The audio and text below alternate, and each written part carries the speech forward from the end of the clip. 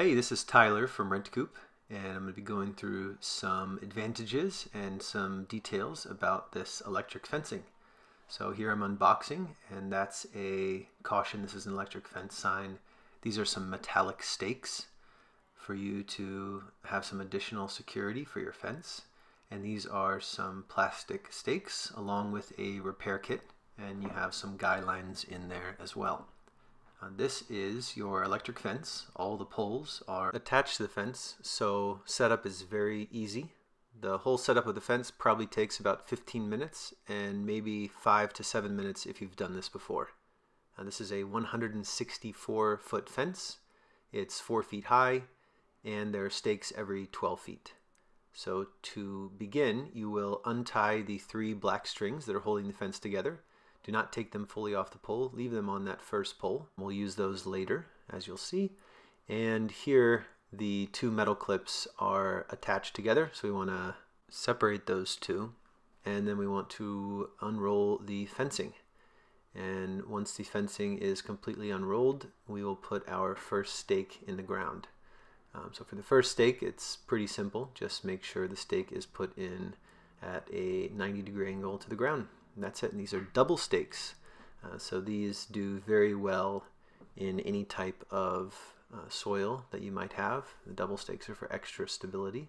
Once you have the fencing unrolled and the first stake in, you want to do as I'm doing here and place the fencing in the approximate shape that you'd like. This is your first time setting up electric fencing. Pay attention to the technique I'm using to make the line tight. I'm pushing the stake over with my foot, and then doing the same with my hand, and then pushing it into the ground. If you're only purchasing one section of electric fence to surround your coop, a good tip would be to make it 3 sections by 4 sections.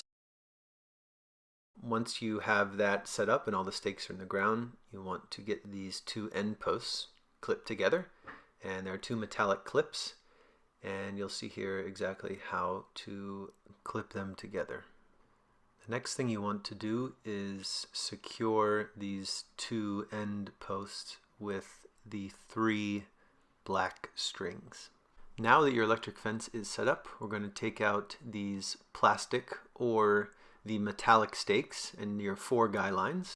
We recommend using the plastic stakes for wet soil and the metallic stakes for hard soil. Once you unroll your guy line, you're going to clip the one end of the string to the fence post, and on this one where the 2 fence posts are together, you can actually loop the end of the string around both of the fence posts. Take a good look at where I pulled the string out of that guy line, or you're going to have a frustrating time. So just rewind that and take a quick look exactly where I pulled the string out. Do the same thing, and then you'll be able to put the stake in the ground, and then once the stake is in, adjust it like I'm doing now, and you can make it tighter or looser while the stake is in the ground. So these work very well, and these will keep your fence from drooping, whether it's the top of the fence from drooping or the bottom of the fence. This electric fencing has 6 small holes in the bottom. Most electric fencing only has 4 small holes, and the reason we did this is because we had 6 to 8 week old chicks that were able to basically walk out of the larger holes because the larger holes were just about touching the grass due to the droopiness of the fence. So we added 6 holes in the bottom and added these guy lines so that the net does not droop, and even your younger chicks as young as 6 weeks old will stay contained inside the electric fencing. Here you can see the wires I'm pointing out. We have 3 wires that are stainless steel along every horizontal line. And when everything is on correctly, it should be showing about 4,000 to 5,000 volts. Anything less than 3,000 volts is no good. Now, the 2 main reasons your fencing will not have between 3,000 and 5,000 volts is that those 2 wires I just pointed out are below the white part of the fence post, and they're touching the metal stake, which depletes the current. As you see here, it is now 800 volts instead of 4,700.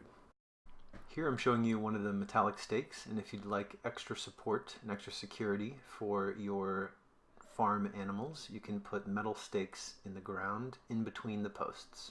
Make sure you do that on the black line only, because the black line is not charged and the green lines are. And here's what your final electric fence should look like with the guy lines and the electric current running to it. And as I showed you before, this is 3 sections by 4 sections, which makes a nice rectangle. The last tip for electric fencing I'd like to point out is that the grass you're seeing now is cut very short, and that is what it'll need to be at with your electric fencing setup. If the grass is high or you have other brush that is touching the green horizontal wires, it will deplete the current and will make your electric fence go down below the necessary 3000 volts to keep predators out. So if you do everything that we talked about in this video, you should have an electric fence running between 4000 and 5000 volts, possibly up to 6000, and you can think about it as an impenetrable barrier that keeps all your farm animals safe inside and keeps all the predators on the outside of the fence. Okay, that's it for this video, and if you do purchase the fence, we hope you end up enjoying it. Thank you.